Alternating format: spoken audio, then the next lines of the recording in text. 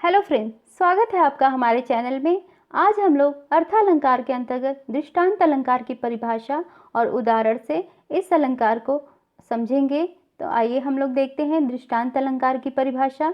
जिस स्थान पर दो सामान्य या दोनों विशेष वाक्य में बिंब प्रतिबिंब भाव होता है उस स्थान पर दृष्टांत अलंकार होता है। सरल शब्दों में इसे हम देखें तो जब एक बात कहकर उसी से मिलती जुलती बात दृष्टांत के रूप में बताई जाती है वहाँ दृष्टांत अलंकार होता है। जैसे देखते हैं हम लोग, कस्तूरी कुंडली बसै मृग ढूंढे वन माई, ऐसे घट घट राम है दुनिया देखे नाही।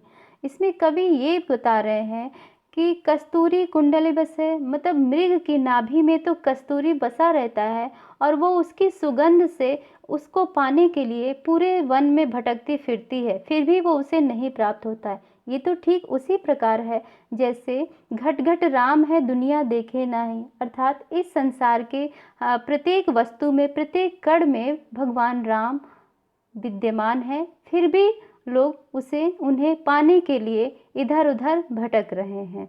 नेक्स्ट देखते हैं हम लोग, निरख रूप नंदलाल को दृगन रुचे नहीं आन, तज पीयूष को करत कटु औषधि को पान। यहाँ पर कवि ये बता रहे हैं कि निरख रूप नंदलाल को अर्थात भगवान जो कृष्ण हैं उनके बचपन का रूप का वर्णन है यहाँ पे कि नंद के लाल के रूप को देखकर यदि किसी की आंखें उसको पसंद नहीं कर रही हैं, उसे अच्छी नहीं लग रही हैं ये दृश्य, तो ये तो उसी प्रकार हुआ कि तज पीयूष को करत, अर्थात पीयूष मतलब होता है अमृत, कि तज पीयूष को त्याग कर कोई कटु औषधि का पान करना चाह रहा है। ठीक है, तो यहाँ पर आप लोगों ने देखा कि यहाँ पे एक लाइन तो आ रही है अर्थात एक पंक्ति आ रही है और सेम उसी से मिलता जुलता जो है दूसरी पंक्ति भी आ जा रही है, अर्थात बिंब और प्रतिबिंब का भाव यहाँ पे उपस्थित हो रहा है। तो यहाँ पर दृष्टांत अलंकार हुआ। नेक्स्ट देखते हैं हम लोग, पग प्रेम नंदलाल के हमें न भावत जोग, मधुप राज पद पाए के भीख न मांगत कोई। यहाँ पर जो है राधा बोलती हैं, उद्धव से बोलती हैं कि पगी प्रेम नंदलाल के, अर्थात कृष्ण के प्रेम में पढ़कर हमें ये तुम्हारा जोग पसंद नहीं आ रहा। जोग अर्थात योग, निर्गुण की साधना हमें पसंद नहीं आ रही है। ये तो ठीक उसी प्रकार हुआ जैसे मधुप राजपद पाए के भीख न मांगत कोई, अर्थात पूरा राजपद को प्राप्त करके कोई भी राजा भीख की इच्छा नहीं करता है, अर्थात भीख को नहीं मांगता है, भीख को नहीं ग्रहण करता है। ये ठीक उसी प्रकार हुआ।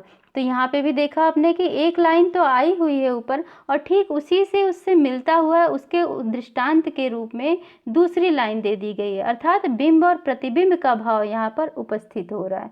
नेक्स्ट देखते हैं हम लोग, सिमिट सिमिट जल भरहि तलावा, तदगुण सज्जन पह आवा, अर्थात सिमिट सिमिट जल भरहि तलावा मतलब कि एक एक बूंद से तालाब भरता रहता है। उसी प्रकार सज्जन मनुष्यों का गुण भी इसी प्रकार होता है कि उनके अंदर एक एक करके सज्जनता वाली गुण जो होती हैं अर्थात अच्छाई वो अपने अंदर भरते रहते हैं और वो एक दिन विद्वान पुरुष बन जाते हैं। तो यहाँ भी आप लोगों ने देखा कि एक लाइन तो वहाँ दी गई है और जो नीचे उसी से मिलती जुलती दूसरी पंक्ति दे दी गई है, अर्थात बिंब और प्रतिबिंब का भाव उपस्थित हो रहा है। तो यहाँ पर भी दृष्टांत अलंकार हुआ। नेक्स्ट देखते हैं हम लोग, तत्व गहत ज्ञानी पुरुष बात विचारी विचारी, मथन हार तज छाछ को माखन लेती निखारी। तो यहाँ पर भी ये दिखाया गया है कि जो ज्ञानी पुरुष होते हैं, अर्थात पहली लाइन में देखिए कि जो ज्ञानी पुरुष होते हैं वो अपनी बात को बहुत चिंतन कर करके बहुत सोच करके अपनी बातों को बोलते हैं। ये ठीक उसी प्रकार यानी जो प्रतिबिंब का भाव इसमें दिखाया गया है कि ये तो उसी प्रकार हुआ कि जब मथनहार अर्थात जो मक्खन निकालने वाली जो स्त्रियां होती हैं उससे अपनी मथनी से छाछ को अलग कर देती हैं और बहुत ही चालाकी से मक्खन को निकाल लेती हैं। तो देखा आप लोगों ने कि यहाँ पर एक लाइन तो दिया गया है और उसी के से मिलता जुलता एक दूसरी लाइन नीचे दे दी जाती है। तो यहाँ पर दृष्टांत अलंकार हुआ। तो दोस्तों यहाँ पे हम आपको एक और बात बताना चाहेंगे कि यहाँ पर जो उदाहरण अलंकार भी सेम इसी से मिलता जुलता अलंकार है। तो जैसे यहाँ पे दिया है कि तत्व गहत ज्ञानी पुरुष बात विचारी विचारी, तो यहाँ पे एक लाइन दे दी गई है। तो उदाहरण की ये पहचान होती है कि जैसे ये शब्द लगा दिया जाता है, अर्थात ज्यों यदि हम लगा देंगे कि तत्व गहत ज्ञानी पुरुष, इसके नीचे वाले लाइन में मथनहार के आगे यदि हम ज्यों लगा देते हैं, ये शब्द जो है कि ज्यों हम उसमें ऐड कर देते हैं, तो ये उदाहरण अलंकार की परिभाषा बन जाती है।